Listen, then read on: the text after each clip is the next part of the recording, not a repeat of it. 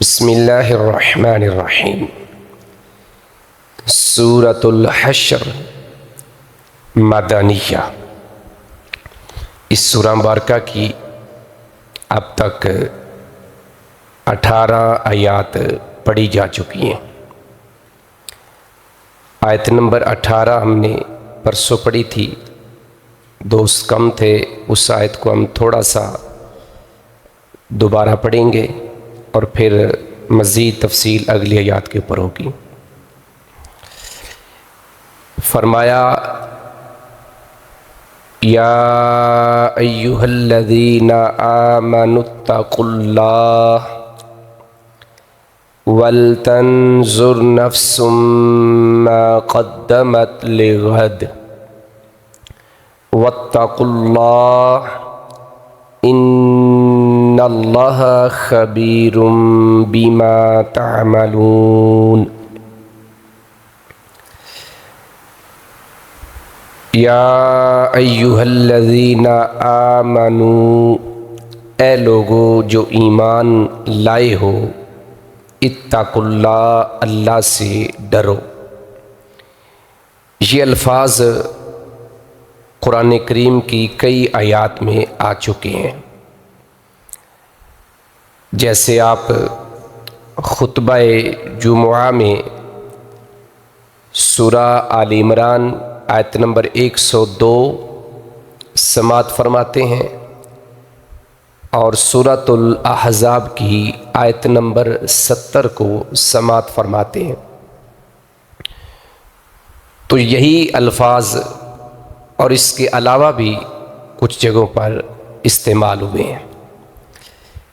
اے لوگو جو ایمان لائے ہو، اللہ سے ڈرو۔ وَلْتَنْظُرْ نَفْسٌ مَّا قَدَّمَتْ لِغَدٍ، واو میں نہ اور ہے، اور یہ اصل میں تھا لِتَنْظُرْ، تاکہ دیکھے، نفس، ہر نفس، ہر شخص، ما وہ یا جو، قدمت اس نے آگے بھیجا، لغد لام کا معنی لیے، غدن کہتے ہیں کل کو، اور یہاں کل سے مراد قیامت ہے۔ اور ہر شخص یہ دیکھے کہ اس نے کل کے لیے آگے کیا بھیجا ہے، اس نے کل کے لیے آگے کیا بھیجا ہے یا کیا آگے بھیجا ہے، مراد اس کے اعمال ہیں۔ جو انسان دنیا میں اعمال کرتا ہے اس کا حساب و کتاب کل قیامت کو ہوگا، تو اب انسان کو دیکھنا چاہیے کہ وہ آگے کیا بھیج رہا ہے، اعمال کیسے بھیج رہا ہے، اچھے بھیج رہا ہے، برے بھیج رہا ہے۔ صاف ظاہر ہے کہ جیسے ایک طالب علم پیپر اٹیمپٹ کرتا ہے، پیپر دیتا ہے، تو اس کو پتہ ہوتا ہے کہ میں نے پیپر کیسا دیا ہے، اور اسی کے مطابق اس کا رزلٹ آتا ہے۔ اگر وہ پیپر ہی غلط دے کے آتا ہے، اس میں جتنے وہ آنسرز دیتا ہے، جوابات لکھتا ہے، وہ انکریکٹ کرتا ہے یا غلطیاں زیادہ کرتا ہے، املا کی غلطیاں ہیں، یا ویسے اس کے اندر جو سنٹینسز ہیں وہ غلط ہیں، تو اب کیا ہوگا، اس کے نمبر کم ہو جائیں گے، تو اس صورت میں کیا ہوگا، وہ فیل ہوگا۔ ایسے ہی اگر انسان کی نیکیاں کم ہیں، گناہ زیادہ ہیں، تو پھر بھی معاملہ خراب ہے، اور اگر سارا پیپر ہی خراب ہے تو پھر اس سے بھی زیادہ خراب ہے۔ اس لیے فرمایا اور ہر شخص یہ دیکھے کہ اس نے کل کے لیے کیا آگے بھیجا ہے۔ اس کی تفصیل بڑی لمبی، کیونکہ ایک ہی آیت ہم نے پڑھی تھی جمعرات کو، تو کافی تفصیل سے بات اس پر ہو چکی ہے۔ آگے فرمایا کہ واتقوا اللہ، ایک بار پھر فرمایا اور اللہ سے ڈرو، اور اللہ سے ڈرو۔ ان اللہ، بے شک اللہ، خبیر کا معنی ہوتا ہے پوری طرح خبر رکھنے والا، پوری طرح باخبر۔ بے شک اللہ پوری طرح خبر رکھنے والا ہے، بیما با کا معنی ساتھ، ما اس چیز کے ساتھ، کس کے ساتھ، تعملون جو تم عمل کرتے ہو. یہ نہیں ہے کہ جو تم اعمال کر رہے ہو اللہ کو اس کا علم نہیں ہے، اللہ کو اس کی خبر نہیں ہے، اللہ کو خبر ہے. اور پیچھے ہم پڑھ کے آئے تھے کہ اللہ تبارک و تعالی انسان کے گناہوں کو یا اس کے جو بھی اعمال ہیں اس کو محفوظ رکھتے ہیں، اور اللہ نے اس کو محفوظ رکھا ہوا ہے، اس کا ریکارڈ محفوظ ہے سالہ سال سے، ہزاروں سال سے. لیکن انسان بھول چکا ہوتا ہے. جب اس کے سامنے وہ کتابچہ آتا ہے، وہ اعمال نامہ کھلتا ہے، تو پھر وہ کہتا اچھا یہ بھی برائی میری اندر موجود ہے، یہ بھی موجود ہے، کوئی چھوڑا ہی نہیں ہے، جس کا ذکر سورہ الکاف کی آیت نمبر 49 میں بھی اللہ نے کیا ہے. تو فرمایا کہ بے شک اللہ جو اعمال تم کرتے ہو پوری طرح باخبر ہے.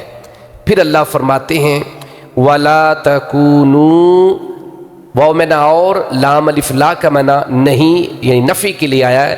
لا تکونو تم نہ ہو جاؤ، کانا یکونو کا معنی ہے ہونا، تم نہ ہو جاؤ، کالذین، کاف تشبیہ کے لیے آتا ہے، ان لوگوں کی طرح. کاف کا معنی کیا ہے؟ طرح، تشبیہ کے لیے آتا ہے. زید کل اسادی، زید شیر کی طرح ہے، تو کاف تشبیہ کے لیے آتا ہے. اور تم ان لوگوں کی طرح نہ ہو جاؤ.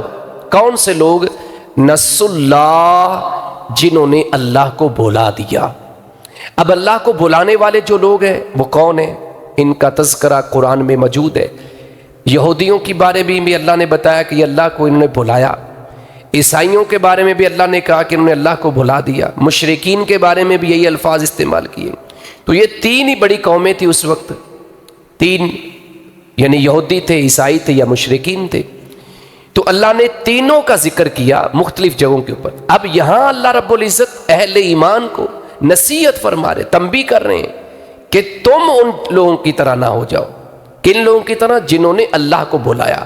اللہ کو بھلانا کیا ہے؟ اللہ کی یاد سے غافل ہونا ہے، یہ اللہ کو بھلا دینا ہے کہ انسان اللہ کی عبادت کی طرف دھیان ہی نہ دے، گویا اس نے اللہ کو بھلا دیا ہے. جس اللہ نے اس کو اپنی عبادت کے لیے پیدا کیا تھا، اپنی اطاعت اور فرما برداری کے لیے پیدا کیا تھا. تو جب انسان اس اطاعت اور فرما برداری کے دائرہ سے نکل جاتا ہے اور عبادت نہیں کرتا، گویا اس نے اللہ کو بھلا دیا ہے. تو اس میں نقصان اللہ کا تو نہیں ہو رہا، نقصان تو اس کا اپنا ہو رہا ہے، جس کا ذکر آگے چل کے اللہ کر بھی رہے ہیں. فرمایا نسوا اللہ، انہوں نے اللہ کو بھلا دیا، تم ان جیسے مت ہو جاؤ. یہ اللہ کی طرف سے نصیحت ہے. صحیح بخاری کی روایت ہے، اللہ کے پیغمبر علیہ الصلوۃ والسلام سیدنا عبداللہ ابن عمر رضی اللہ عنہما سے فرمانے لگے، اے عبداللہ، فلا تکن مثل فلاں، اس بندے کی طرح نہ ہو جا، اس بندے کی طرح نہ ہو جا. کسی صحابی کا نام لیا ہوگا، کسی شخص کا نام لیا ہوگا. پھر آپ نے فرمایا کہ وہ رات کو قیام کرتا تھا، اس نے رات کا قیام چھوڑ دیا. کیا مطلب ہے؟ تم ایسے نہ کرنا، تم نے قیام نہیں چھوڑنا.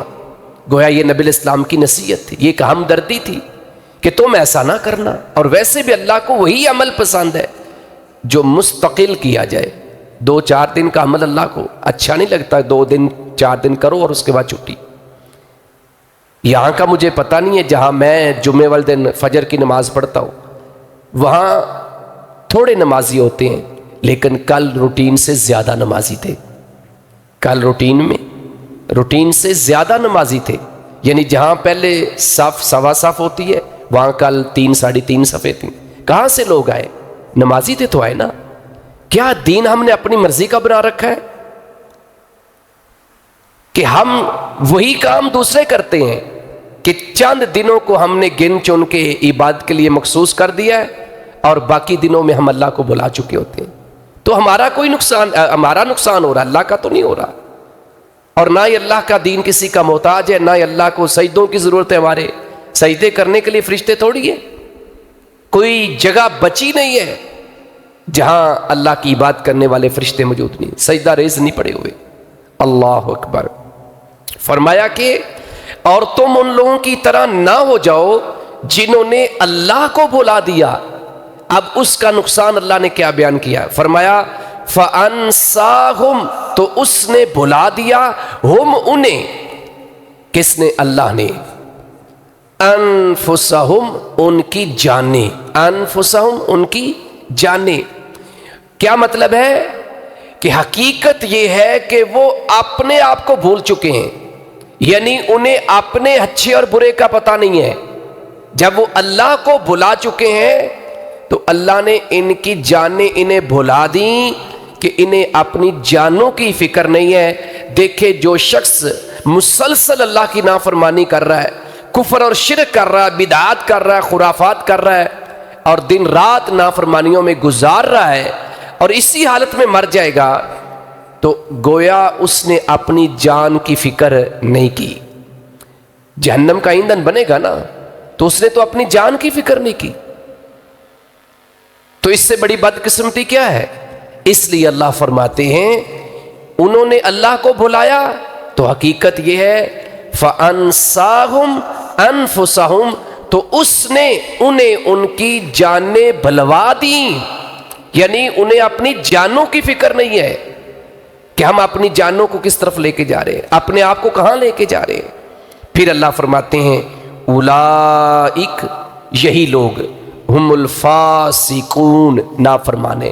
فاسق فاجر اردو میں بھی لفظ استعمال ہوتا ہے، نافرمان، یہی لوگ نافرمان ہیں۔ اولئک کا معنی بھی یہ لوگ اور ہم کا معنی بھی ویسے ہوتا وہ، لیکن یہاں کو کہ مخاطب ہو رہے ہیں اس لیے فرمایا یہی لوگ کیا ہے؟ نافرمان ہیں۔ پھر اللہ رب العزت نے مزید فرق بیان کیا، کیسے؟ لا یستوی، لام الف لا کا معنی پھر نہیں، اور یستوی کا معنی ہوتا ہے استوا یستوی، برابر ہونا۔ تو لام الف لا آ گیا نفی، برابر نہیں، برابر نہیں۔ کون؟ اصحاب النار، آگ والے۔ اصحاب کا معنی والے اور النار کا معنی آگ، آگ والے، و اصحاب الجنہ، اور جنت والے۔ اب پیچھے جو بات ہوئی ہے کہ تم ان لوگوں کی طرح مت ہو جاؤ جنہوں نے اللہ کو بلایا، حقیقت یہ ہے کہ اللہ نے انہیں ان کی جانیں بلوا دیں، اور یہ لوگ کیا ہیں؟ نافرمان ہیں۔ اب اللہ مزید فرق واضح کرتے ہوئے، مزید سمجھاتے ہوئے کہہ رہے ہیں کہ جب ایک طرف اللہ کو بلانے والے ہیں اور ایک طرف اللہ کو یاد رکھنے والے ہیں، تو دونوں برابر نہیں ہیں، دونوں آپس میں برابر نہیں ہیں۔ فرمایا کہ آگ والے اور جنت والے برابر نہیں۔ پھر مزید وضاحت فرمائی، اصحاب الجنہ، جنت والے، اصحاب الجنہ، جنت والے کیا ہیں؟ ہم الفائزون، وہی کامیاب ہونے والے ہیں۔ فائز، فقد فاز، یقیناً وہ کامیاب ہو گیا۔ آتا نا اس میں سورہ ال عمران کی آیت نمبر 185 میں، فمن زحزح عن النار وادخل الجنہ فقد فاز، جس بندے کو آگ سے بچا لیا گیا، یہ اصل کام ہے۔ ورنہ کئی لوگ مار کھا کے بھی آئیں گے، کتنے سال کھا کے آئیں گے یہ تو ہمیں نہیں پتا۔ اصل کامیابی یہ ہے کہ پہلی اٹیمپٹ کے اندر ہی اللہ تعالی ہمیں جنت کے اندر پہنچا دے، پہلی اٹیمپٹ کے اندر ہم پاس ہو جائیں، یہ ہے اصل کامیابی۔ سپلی کے اوپر سپلی لے کے پاس ہو جانے سے عزت میں اضافہ نہیں ہوتا، پاس تو بندہ ہو ہی جاتا ہے رو دو کے، لیکن خاندان کے اندر جب پہلی بار سپلی آتی ہے تو پھر دوسری تیسری اٹیمپٹ میں ہو بھی جائے تو کوئی خوشی بھی نہیں ہوتی۔ اصل تو یہ ہے کہ پہلی اٹیمپٹ میں پاس ہے، اور پہلی اٹیمپٹ کیا ہے؟ فمن زحزح عن النار وادخل الجنہ، آگ سے بچ کے سیدھا جنت میں چلا گیا، فقد فاز، تو یقیناً یہ کامیاب ہو گیا، یقیناً کامیاب ہو گیا، یہ ہے کامیابی۔ تو اس لیے فرمایا اصحاب الجنہ، جنت والے، ہم الفائزون، وہی کامیاب ہونے والے ہیں۔ گویا جو اصحاب النار ہیں وہ کامیاب نہیں ہیں، وہ ناکام ہو گئے ہیں، نامراد ہو گئے ہیں، فیل ہو گئے ہیں۔ اور یہ وہ لوگ ہیں جنہوں نے اللہ کو بھلا دیا، اللہ کا ذکر نہیں کیا، اللہ کو یاد نہیں کیا۔ اللہ کا ذکر کیا ہے؟ ہر موقع کے اوپر اللہ کو یاد رکھا جائے، آپ اپنی دکان پر بیٹھے ہیں، آپ تولتے ہوئے ماپتے ہوئے اس لیے پورا کرتے ہیں کہ اللہ کا حکم ہے، آپ اللہ کا ذکر کر رہے ہیں، یہ ہے اللہ کو یاد کرنا۔ ہم سمجھتے ہیں تسبیح چلاتے جاؤ، کم تولتے جاؤ، کم ماپتے جاؤ اور ہیر پھیر کرتے جاؤ، اللہ کا ذکر ہو رہا ہے۔ یہ کیا اللہ کا ذکر ہے؟ اللہ کا ذکر تو یہ ہے اللہ کو یاد رکھنا۔ گناہ کا موقع ہے، انسان گناہ اس لیے نہیں کرتا کہ مجھے اللہ نے منع کیا ہے، یہ ہے اللہ کو یاد کرنا۔ وہ آتا نا حدیث میں، صحیح مسلم کی روایت، 7 قسم کے لوگوں کو اللہ اپنے سائے کے نیچے جگہ دیں گے قیامت والے دن، جب کسی چیز کا سایہ نہیں ہوگا۔ تو ان میں ایک شخص وہ بھی ہے، وَرَجُلٌ دَعَتْهُ امْرَأَةٌ ذَاتَ مَنْصَبٍ وَجَمَالٍ فَقَالَ إِنِّي أَخَافُ اللَّهَ، ایک بڑی حسین جمیل حسب و نسب خاندان بڑا، اللہ مال و دولت بہت زیادہ ہے، دعوت دے رہی برائی کی، لیکن یہ کہتا ہے انی اخاف اللہ۔ مزید آپ اس کے لیے سورہ یوسف کو پڑھ لیں۔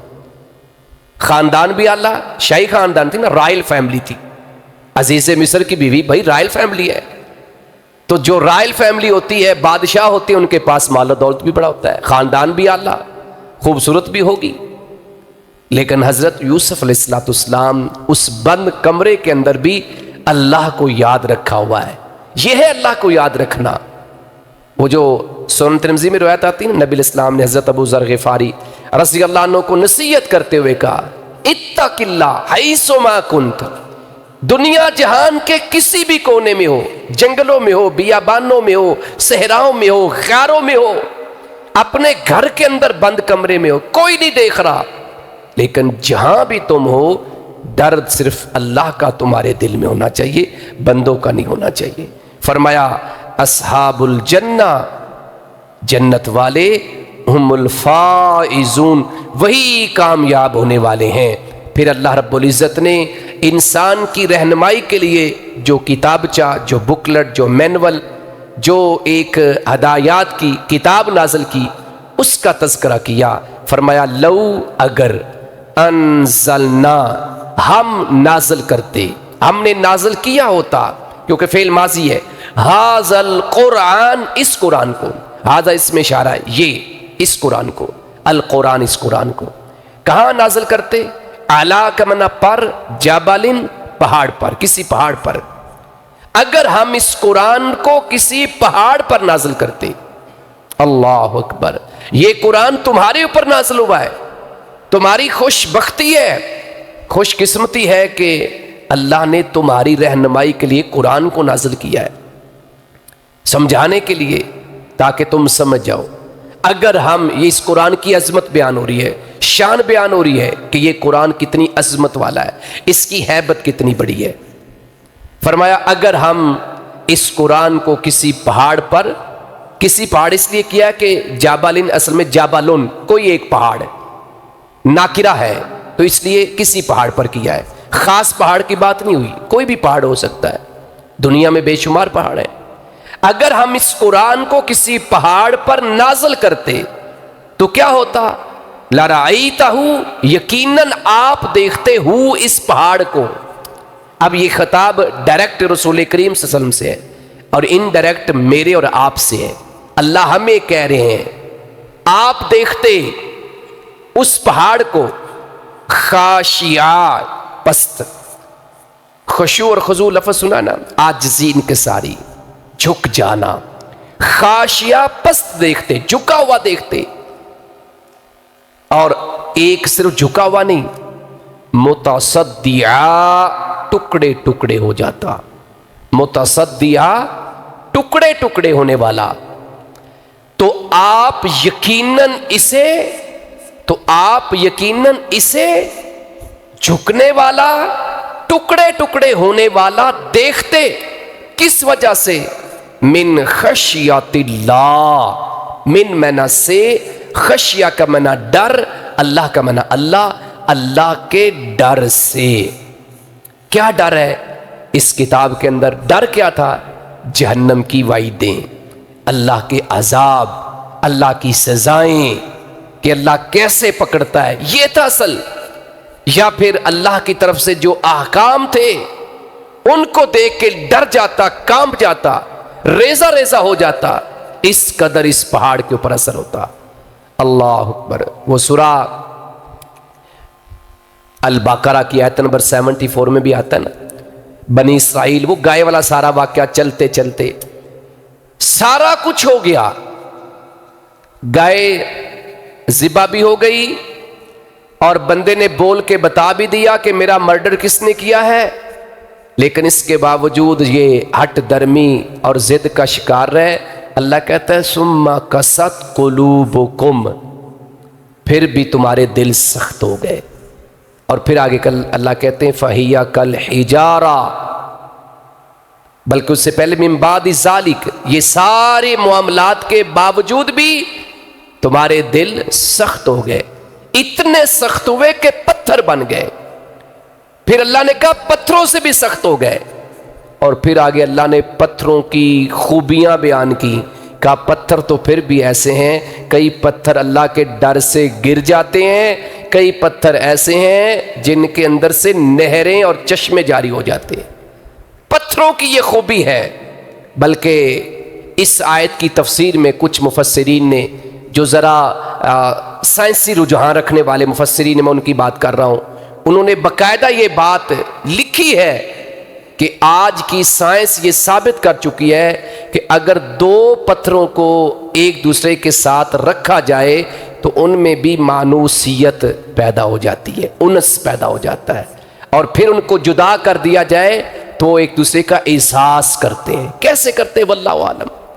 بھائی حضرت داؤد علیہ السلام تسبیحات پڑھتے ہیں تو پہاڑ بھی تسبیحات پڑھتے ہیں، وہ کیسے پڑھتے ہیں یہ اللہ جانتا ہے۔